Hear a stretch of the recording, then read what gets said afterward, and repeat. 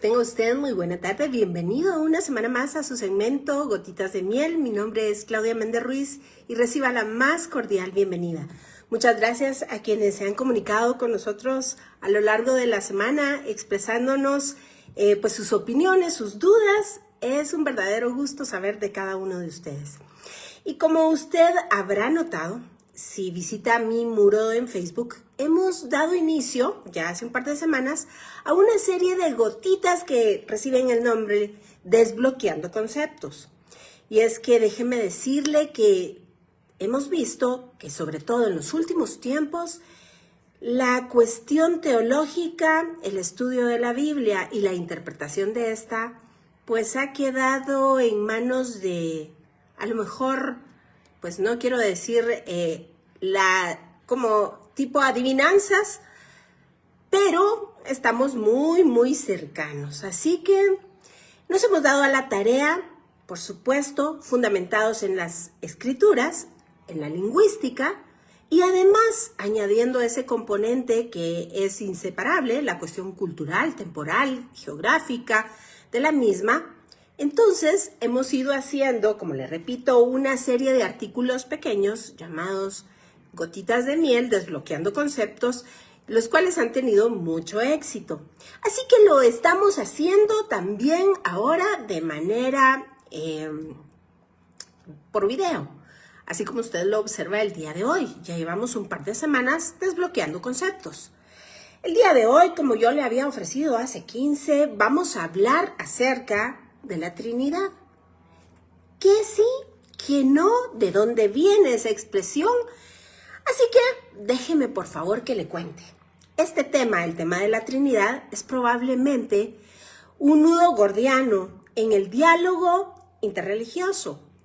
Para desenredarlo, necesitamos ir más allá de los dogmas cerrados y observar, como lo hacemos siempre, cómo evolucionó el pensamiento sobre la naturaleza de Dios. Así que podemos decir que existe un abismo insalvable entre el tecnicismo académico y la psicología del lenguaje actual. Oiga, porque esa es la clave, el tecnicismo académico y la psicología del lenguaje actual. Esto se conoce como semántica intelectual y es fundamental para poder entender este tipo de conceptos. Así que para el ciudadano del siglo XXI, persona es sinónimo de un sujeto independiente. Por lo tanto, cuando en la iglesia o la teología se utiliza ese término, déjeme decirle que se está cometiendo un terrible error, porque lo podríamos catalogar en la práctica como un suicidio semántico. Esto quiere decir, entendiendo que Deuteronomio nos dice Dios es uno, entonces cuando definimos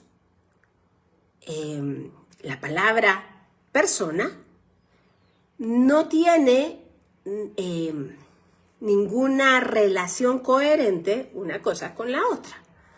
Para resolver esto, teológicamente y sin los vicios del lenguaje moderno, hay que bajar entonces al terreno de la filología hebrea. Esto es cómo ha evolucionado el lenguaje, siendo un lenguaje vivo, y además permeado por la situación cultural, histórica, etc. Los lenguajes van cambiando, van mudando e incluso se da el fenómeno que una misma palabra llega a significar lo opuesto en las épocas modernas. Así que, le repito, veremos el terreno de la filología hebrea y la realidad histórica, donde el concepto no era una persona como individuo, sino una presencia, lo que en la teología hebrea se conoce como el rostro de Dios. El colapso del término persona. ¿Por qué apoyamos nosotros este uso inadecuado de la palabra persona en el contexto moderno? Pues si queremos ser veraces y concisos, debemos admitir que esta palabra ha quedado totalmente obsoleta para explicar este misterio, el misterio de Dios. Aquí la síntesis del por qué el lenguaje popular choca con la ontología. La ontología es la ciencia que estudia el ser. Así que hay una trampa de identidad, déjeme decirle. El término persona implica privacidad. Un yo que excluye a un otro. Si el padre es una persona con este concepto y el hijo es otra, la mente moderna entiende que son dos centros de mando, dos unidades independientes. Y eso no es monoteísmo. En dado caso sería biteísmo. Ahora hablemos del prosopón original. En el griego original, prosopón significaba lo que está ante los ojos. Vea usted cómo va variando el lenguaje. Lo que está ante los ojos o el rostro. Y esta es una idea, por supuesto, que tiene un fundamento bíblico y, por supuesto, desde el punto de la teología hebrea. Así que es un concepto hebreo. El rostro, lo que se conoce de la otra persona, lo que es revelado. Este concepto hebreo, procurado en griego, nos da la palabra prosopón, pero no con el concepto moderno de persona, porque no es un ser delimitado, sino una interfaz de relación. Dios no tiene tres identidades, sino tres formas de revelación o de actuación, tres rostros con los que maneja su creación y se vuelve hacia ella.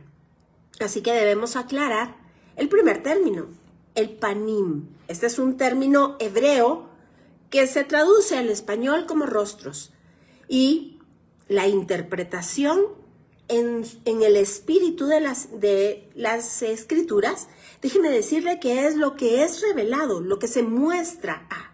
Así que la explicación exegética para esto debe recalcar que la idea sin la contradicción de las tres personas independientes debe volvernos al concepto hebreo de panim, de rostro.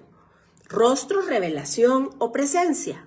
En el Antiguo Testamento, conocido en el hebreo como Tanaj, el término panim, en plural, Dios dice, mis rostros, y la expresión en hebreo es panai, mis rostros, irán contigo. Éxodo 33, 14. No son tres dioses, es un solo y único Dios manifestándose en tres dimensiones relacionales distintas. La distinción de instancia en lugar de persona en el pensamiento exegético avanzado de los sabios y la exégesis y la crítica prefieren hablar de modos de ser o de instancias de revelación, incluso hasta utilizan la palabra cualidades. Pero nosotros también estamos de acuerdo con que esta es una expresión que señala cómo Dios se revela al hombre, cómo Dios maneja su creación. Así que desde la teología hebrea y el fundamento de la Biblia, podemos decir que el Padre es la fuente inaccesible. Él es la manifestación que nosotros no podemos alcanzar todavía, hasta que seamos renovados y, como dice Efesios, hasta que se manifieste todo lo que el Señor ha hecho en nosotros. Hasta ese momento somos incapaces de ver la revelación del Padre, es decir, la fuente inaccesible de donde emanan todas las cosas. El Hijo, tal y como lo describe el apóstol Juan, es la palabra, la misma palabra que se ha encarnado. Pero esta palabra ha salido del Padre. Es decir, si lo pusiésemos en términos de una luz, el Padre sería el foco, la fuente de la luz, y el Hijo sería un haz de luz que decidió minimizarse a sí mismo para tomar un cuerpo y morir por nosotros, porque de lo contrario no podríamos acceder a la presencia de todo su ser. Y el Espíritu Santo, o el Espíritu, o el Ruach HaKodesh, el Espíritu de la Santidad, en un mejor término de traducción, es el aliento que dinamiza la acción, es el Ruach. ¿Es la Trinidad entonces una contradicción matemática? Si pensamos en tres personas, como tres individuos sentados en tres sillas diferentes, definitivamente es una contradicción. Pero el problema no es Dios, sino es nuestro lenguaje. En el mundo antiguo, como les repito, persona no significaba individuo aislado, sino un rostro o una forma de presencia. Tal es que podríamos mencionar la Shejina del Antiguo Testamento. Dios no es un comité de tres seres.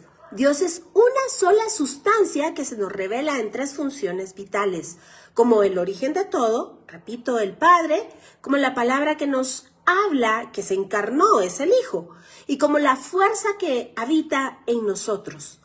Menos matemática de objetos y más lógica de relaciones. Pero esto lo entendemos cuando leemos la Biblia en hebreo.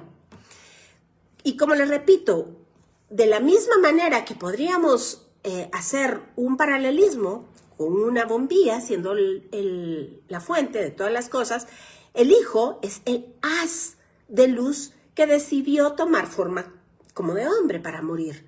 Pero también podríamos decir que la luz es una sola, pero tiene color, tiene calor y tiene dirección. Así que son tres efectos de una misma y única realidad. Desde esta perspectiva, el término persona, entonces, es efectivamente un obstáculo para nuestra comprensión. Si eliminamos esa carga semántica y hablamos de rostros divinos, de panim, de relaciones eternas, de manifestación de Dios, del rol de Dios, entonces la contradicción desaparece y el monoteísmo, por supuesto, queda intacto, tal y como nos lo dice el Shema Israel. Shema Israel, Adonai Eloheinu, Adonai Echad. Escucha, oh Israel, el Señor tu Dios, el Señor uno es. Así que remitámonos a la historia para encontrar dónde comenzó todo este enjambre de opiniones. ¿De dónde salió la idea de la Trinidad? Esto es importantísimo entenderlo y debemos de entonces viajar hasta Nicea, efectivamente. La pregunta ahí fue, y déjeme decirle, esta pregunta ha dividido imperios, esta pregunta ha dividido bibliotecas, ha separado corazones por siglos. ¿Es el Dios de la Biblia una unidad absoluta o una unidad compuesta? Así que vamos a ver qué es lo que señala la historia. El fundamento judío es, por supuesto, basado en la Biblia, de un monoteísmo radical. Para el mundo rabínico y para los sabios exégetas y el Israel bíblico, el núcleo es precisamente el Shema. Escucha, oh Israel, el Señor nuestro Dios, el Señor uno es. Y si la palabra lo determina, ¿sabe usted? Así es. Entonces, ¿cómo encontramos la explicación a semejante barullo? Pues venga, el concepto clave está en la palabra Yahid. Esto es una unidad absoluta, es un término que se aplica, por supuesto, para el Hijo. La perspectiva rabínica es que Dios es indivisible, por supuesto, lo dice la Biblia. Pero aún el pensamiento judío antiguo hablaba de Shejina, de presencia, hablaba de Memra, es decir, la palabra creativa, y también hablaba de Jochma o la sabiduría, como está en el libro de Proverbios. ¿Y sabe usted? Las interpreta como emanaciones casi personificadas de Dios, aunque nunca como personas distintas. Debemos entender que el problema está en lo que desde un principio hemos señalado como semántica intelectual, es decir, lo que nosotros comprendemos al usar la palabra persona por la variación que ha tenido a través de los siglos y a través de los diferentes pueblos y las situaciones culturales. Así que, ¿cómo puede un Dios infinito e inmutable tocar un mundo finito y corrupto? La solución filosófica es la siguiente. El logos, del cual nos habla el apóstol Juan, es la razón de todo lo explicado, la palabra. Los primeros pensadores cristianos, como Justino Mártir, identificaron a Jesús con esa palabra, el logos, o puente racional entre Dios y el hombre. Pero déjeme decirle que debemos hacer acá una salvedad, una explicación importante. Y es que la palabra logos es una palabra griega, pero cuando la utiliza Juan en su evangelio, la mentalidad con la que está escribiendo es una mentalidad hebrea. Por tanto, cuando los sabios que interpretan las escrituras han traducido estas, han encontrado algunas aparentes equivocaciones gramaticales, vocales y de otros términos. Y esto obedece a que en muchos términos los evangelistas siguieron la forma de pensamiento hebrea. Entonces, cuando nosotros nos vamos al diccionario griego, inclusive Strong, debemos de hacer un viaje directo a la fuente en donde podríamos decir se encuentran los dos lenguajes, el griego y el hebreo, y esta es la Septuaginta, porque nos sirve como un libro de referencia para ver qué concepto se utiliza con qué palabra. Sobre todo, siendo que el hebreo es un lenguaje polivalente, o sea, es decir, tiene muchos valores. Cada palabra, polisémico, cada palabra tiene muchos significados. Así que empecemos hablando acerca de la crisis arriana y el Big Bang dogmático del siglo IV. En el año 325, el mundo cristiano estalló. Arrio decía, hubo un tiempo en el que el Hijo no existía. Y Atanasio respondía, el Hijo es de la misma sustancia que el Padre. El resultado del concilio de Nicea.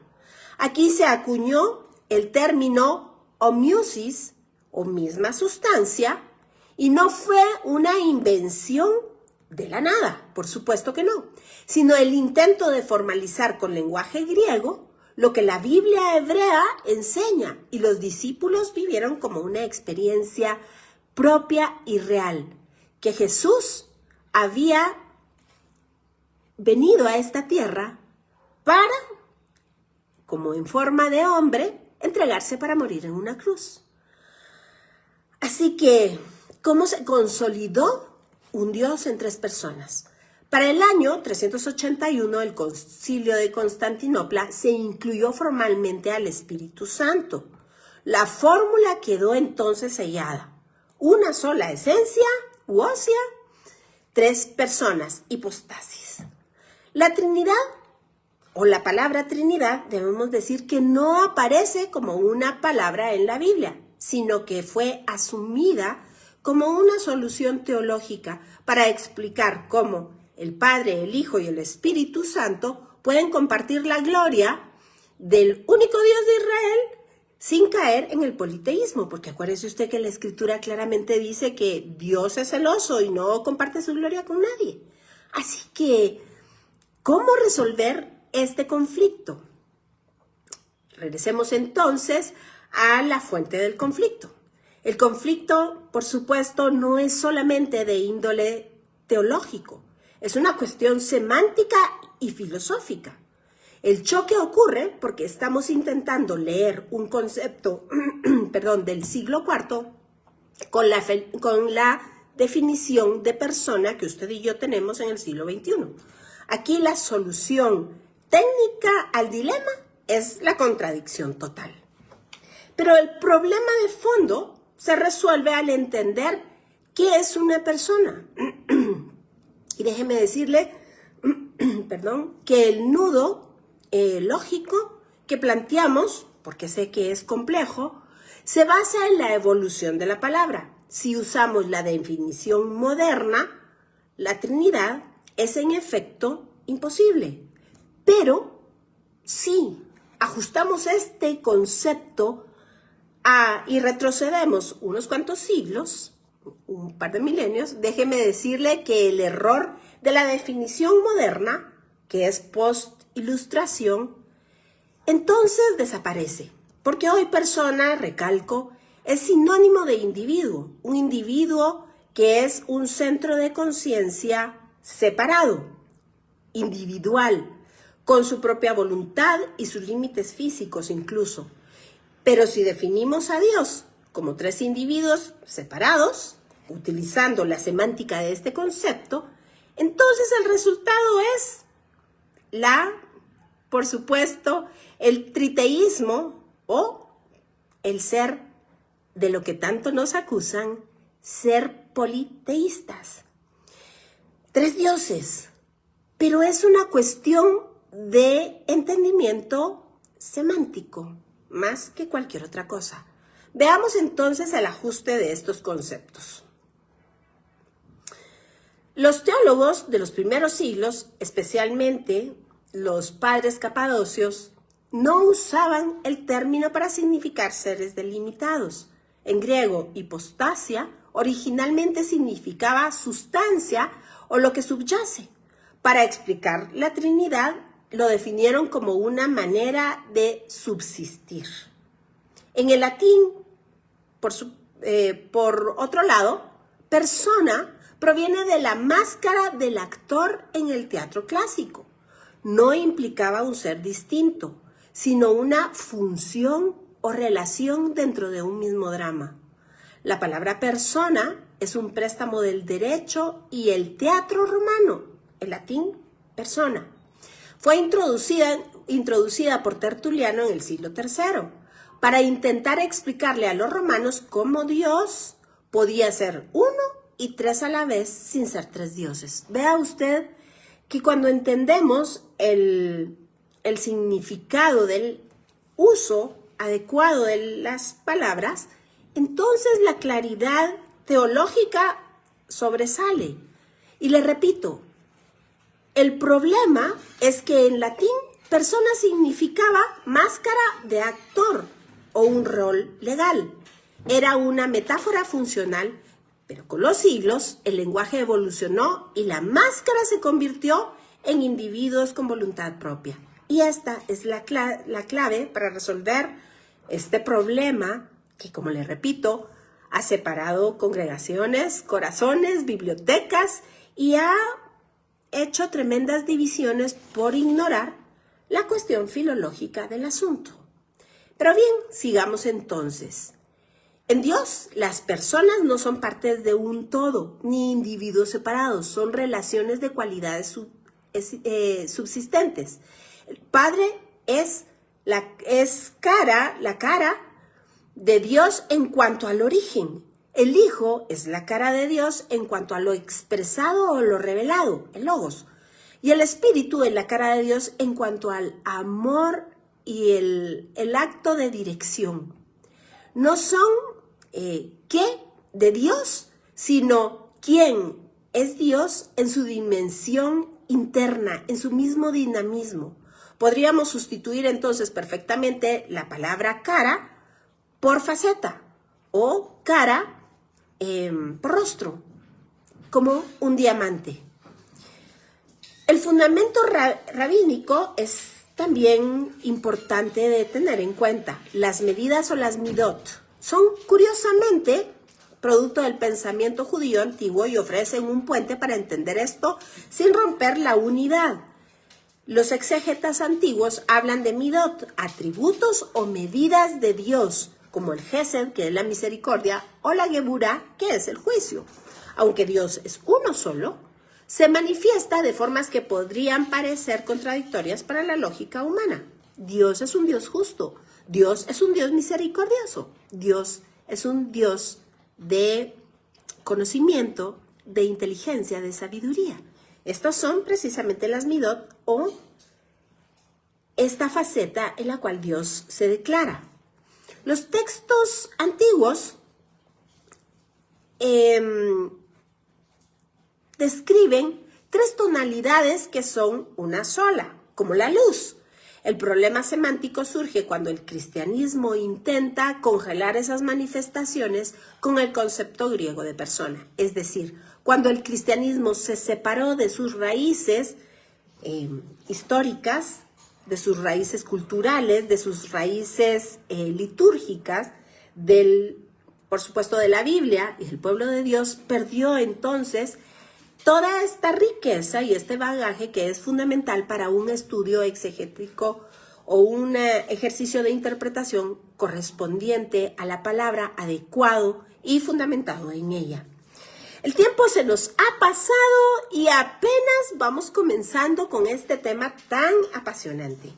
Así que espero que haya sido de su interés y para continuar platicando de él y muchos otros aspectos más, lo invito para que la próxima semana esté con nosotros, misma hora, mismo canal, por supuesto, vea canal. Reciba un abrazo caluroso, que el Señor le bendiga y le haga prosperar en todas las cosas. Nos vemos la próxima semana.